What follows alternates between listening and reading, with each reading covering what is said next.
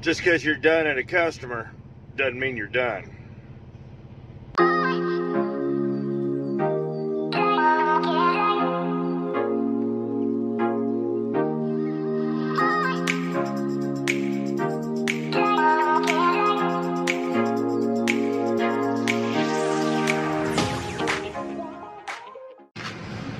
Oh.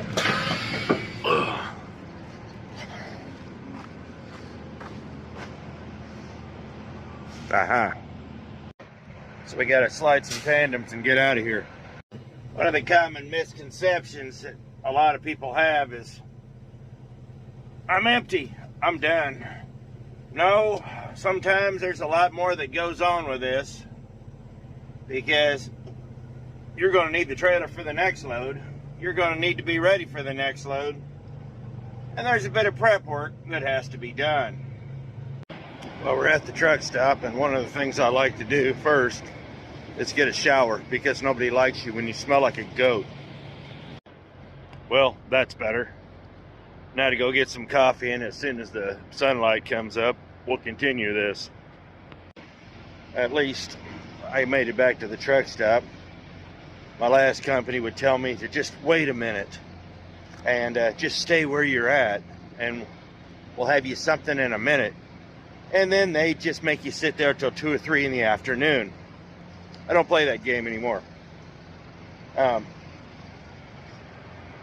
know, especially now on a Monday, it's going to be a little bit.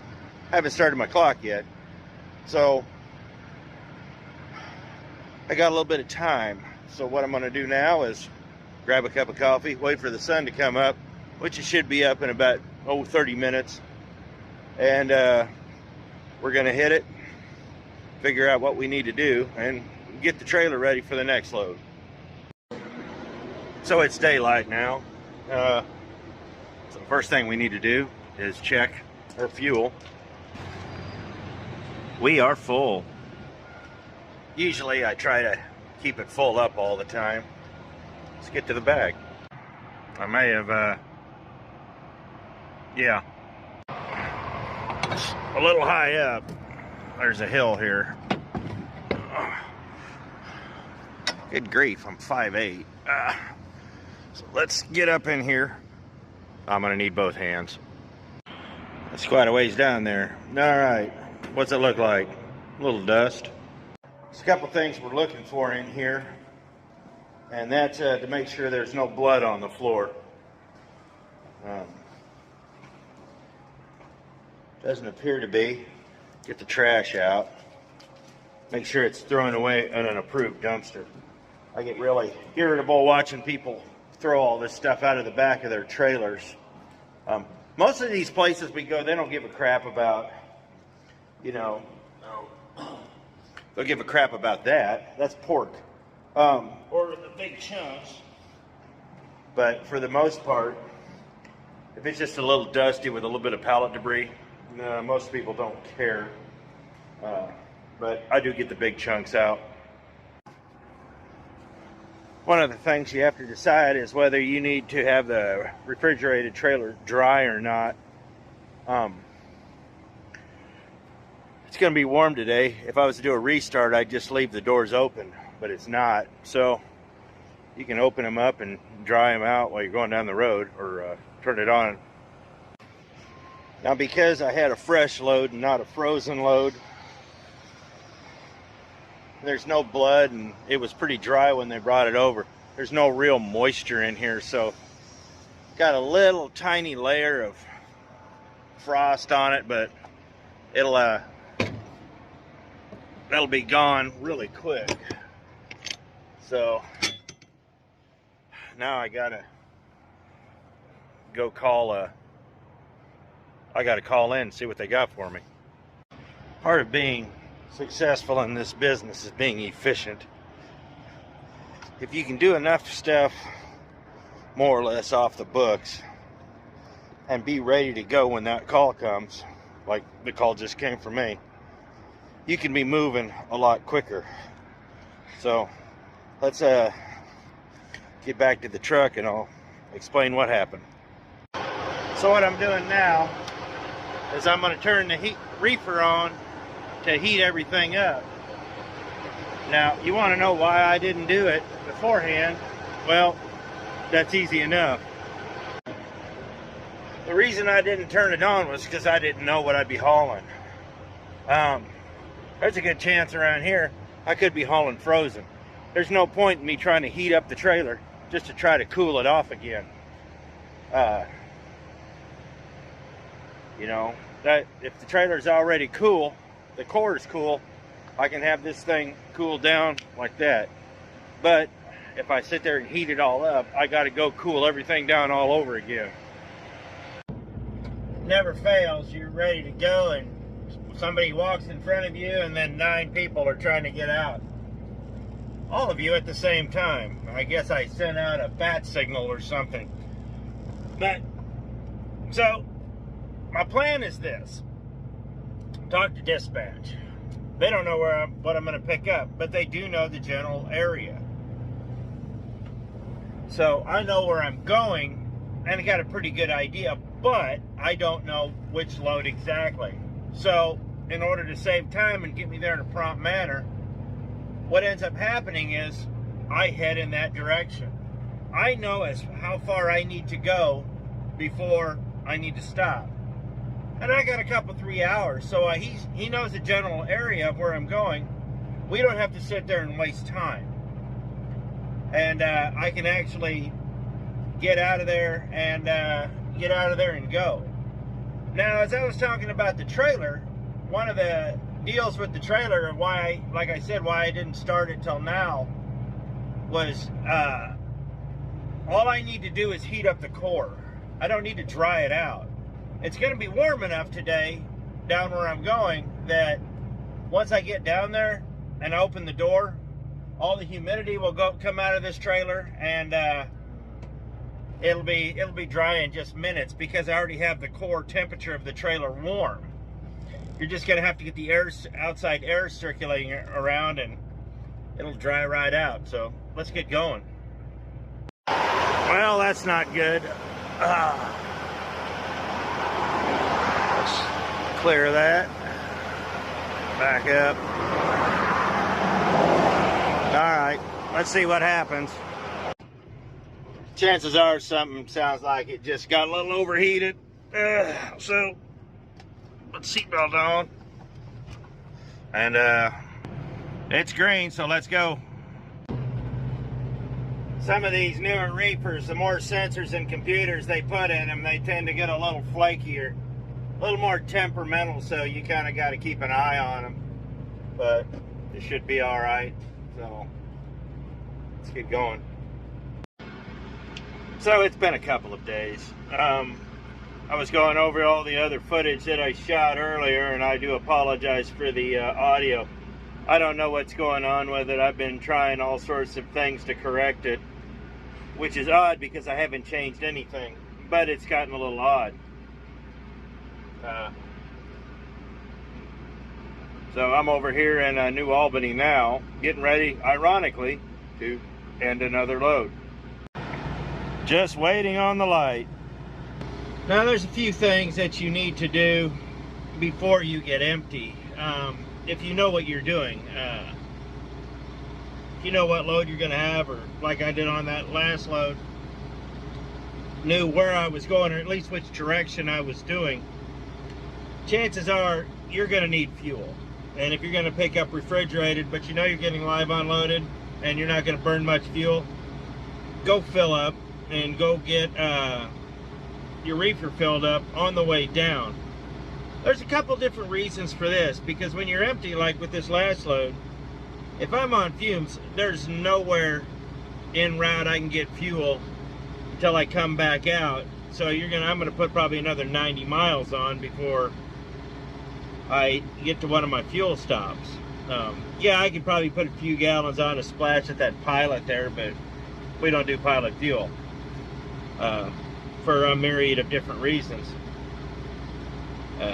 One of these days I'll talk about this, but well, I'll tell you one story. When I first bought my very first truck, I filled up. They just opened this Pilot in Enid Oklahoma. I filled up my truck, and it was nothing but water. And the fuel was so bad that my truck was cutting out while I was driving it. I literally had to run all of the fuel out until the fuel light came on, topped it off at the Loves in Greenup, Illinois, and by the time I was out of the parking lot, my truck was back. Called up customer service. The guy was a complete ass. I mean, he was such a jerk. Told him what happened. Didn't care. You know, I mean, and he wasn't just trying to just brush me off. I mean, he literally voiced everything. He was such a prick, and he knew he was, and he didn't care. He was just being a jerk to be a jerk, I guess. And then there has been a couple other instances where I've just gotten bad fuel. Of all the places I've gotten bad fuel, it's them. But some trucks like it, my trucks didn't. But yeah, anyhow, I digress. Sorry about that. That was just another tangent I was about to go off on. But you need to prepare yourself for whatever deadhead you might have, or whatever eventuality you might have. You don't want to be cut short when it comes to fuel. I know too many guys that push it, and even when I was a company driver, I would never push it, because they would run you clean to the fuel light on and then want you to go another 100 miles, and I just wouldn't do it. And then, because if you ran out of fuel, it was your fault. You know, there was no winning, and I learned very quickly that I wasn't going to run out of fuel. To this day, I've never run out of fuel, and I don't plan on it. I did, however, get my fuel stolen one time in Ohio, or actually it was Pennsylvania. And yeah, I called up, told them what happened, and they acted like I could have done something. No, but whatever.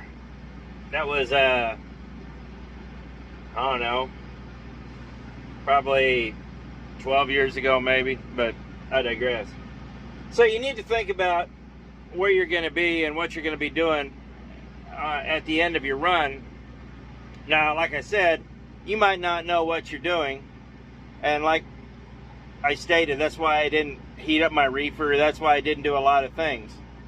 And if you're not sure, but you have an idea, even if you only put 50 or 60 gallons on, that's enough to keep you out of trouble. And top off your reefer if that's what you do, because that might keep you out of trouble too. A lot of times, some of these places you go, they want you straight over there, but then if you have to go to fill up your fuel at a place over there, you know, that's 10-15 minutes this way, 20 minutes there, 10-15 minutes back. I mean, time adds up. We're on the clock, so that's just something to think about. The problem with dispatch and being empty and getting your next load is you have to take everything as gospel, and you have to take everything with a grain of salt. You've got to find a happy medium. Even if you don't know what you're doing next, sometimes you have to act like you do. It's better to be prepared for anything than to be caught short. There's been, you know, I know too many, like, well, I'll tell you a story about a friend of mine about loading ice cream in Bakersfield in July. I don't know why they thought it was a good idea to build an ice cream plant in Bakersfield. It was not. No. And being down there in July sucks. What I knew was down there, when it gets that hot, they're always backed up because nobody's ready. Nobody turns their refrigerated unit on. Nobody's pre-cooled. They try to pre-cool it when they get there. And when it's 110 degrees out in the desert, it's not happening very quickly. Basically, you got to wait till the sun goes down. Well, my last company, I remember they would deadhead people from like Salem, Oregon, down to haul ice cream out of Bakersfield. I mean, it was ridiculous. Well, we were getting paid mileage, and you know what? So you're paying me for those miles. I really don't care what's in it. It can be empty, it can be full. I'm getting paid either way. friend of mine was going down there and she told me what was getting ready to happen, and I tell her, I said, while you're up there in Oregon, I said, what's the temp? She said, oh, about 50, 60 degrees, right now at night. It's 70s during the day, real nice. Oregon's beautiful in the summertime. And I said, you need to turn on your trailer. She's like, what? I don't load for 3 days. I said, dude, it's 110 degrees and it's July. I guarantee you, if you have your trailer pre-cooled when you get there, they will load you. She said, well, I don't want to hear it run for 3 days. And I said, I bet you if you show up, I bet you they load you early, honestly. Wouldn't do it. Wait until they got down there. Took her 24 hours after her deadline to finally get down to where her trailer needed to be, because it wouldn't cool off, because it was 110 degrees in Bakersfield in July. That's why I used to tell people, you act like I haven't done this before. And they flat told her, and this is the part that mystifies me. Why do people tell me this? They said, well, if I'd have been cooled off, they would have loaded me right then and there. And I was like, I told you this. But apparently, you have to screw up and be told before anything I say means. Well, whatever. So, and this is part of the reason that I give advice on YouTube, but not really to too many people anymore, just because, well, nobody listens anyways. So, it's all about prepper. Yeah, you know what? You're going to burn a little fuel. But the amount of fuel that she would have burned, cooling this trailer off, would have paled in the time and money she lost because she didn't have her trailer cooled off. These are things that we need to think about between runs. You get the time after a run is you prepping for the next run. Even when I get home and I know I'm not going to be, working, I'm still setting my truck up on the way home. So there's not a whole lot to do on the way out. So what we're talking about is basically just maximizing your time. And your home time's important. And when you come out, you want to come out of the house hard. Because you come out of the house hard and you get going good, your paycheck's going to stack quicker. That's why we're out here. I've noticed that if I come out of the house at a dead run and come out hard and don't really have any impediments, my paychecks are big. If I come out of the house and it's slug, it's not. So this is just a little forward thinking to try to make the adjustment easier. Try to make, your time off easier. Things you don't have to worry about because they're done.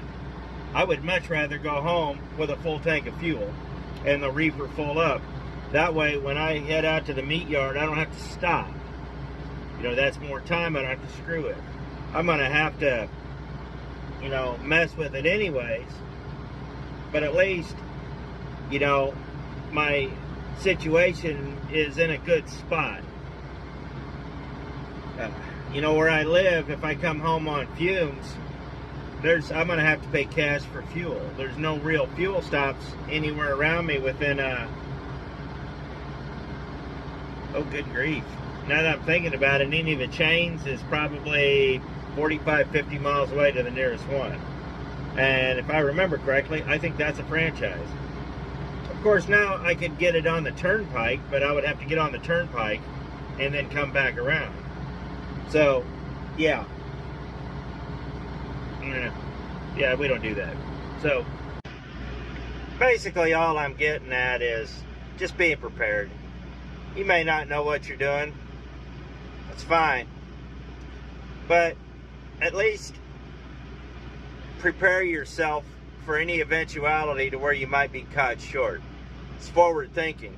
It's part of trying to run your business efficiently. Don't wait till the last minute to do things.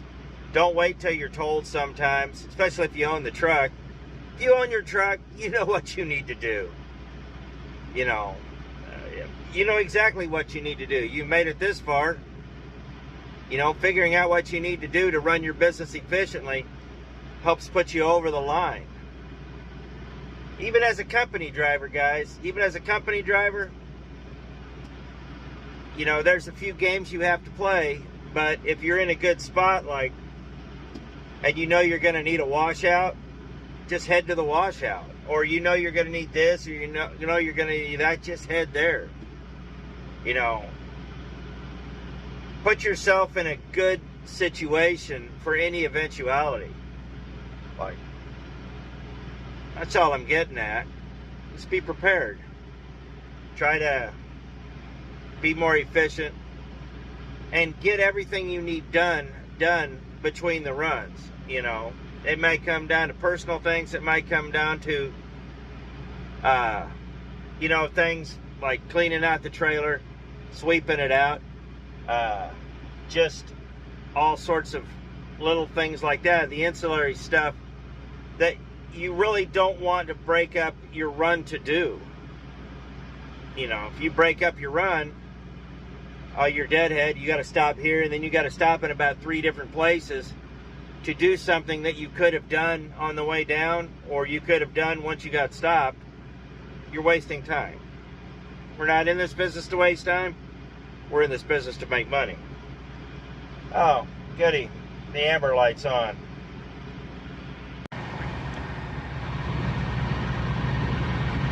Hooray! I'm getting unloaded, and at this point they can figure it out. I'll clear it when we're empty. So that's all I got, guys. Just this video kind of seemed like it was a little bit of everywhere, and it kind of was. Like I said, sorry about the audio, but all I'm saying is just, like I said, just put yourself in a good spot. That's all I want. Be in a good spot so you can be a little more efficient when the time comes. A little bit of time saved can go a long ways. So I appreciate it. Thanks for watching. Be profitable out there, and we'll see you next video.